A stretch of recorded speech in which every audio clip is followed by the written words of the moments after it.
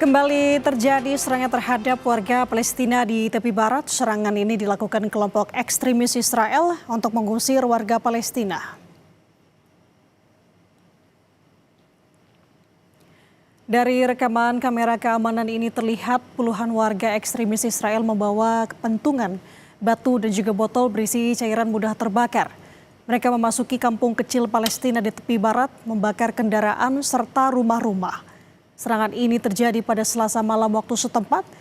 Kampung Susia terletak di perbukitan Hebron, tepi barat, seringkali menghadapi serangan pemukim Israel, saudara.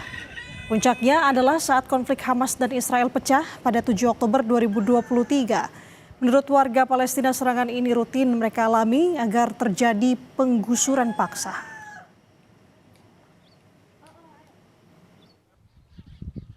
عملوا هيك شو وسيلة ضغط للتهجير، يعني معروف شو سببهم، يعني بدهم يهجروا الناس من أراضيهم من بيوتهم، فإحنا إن شاء الله صامدين. يعني شو ما سووا حرقوا بنجدد عادي بنبني، بس يعني كمان ارعبوا البنات، هذا اللي أهم كمان من الحرق، إنهم عندي بنات يعني يخوفوهن، نام مرعوبات الليل ما نمنش من مرة، ضلين صحيت للصبح.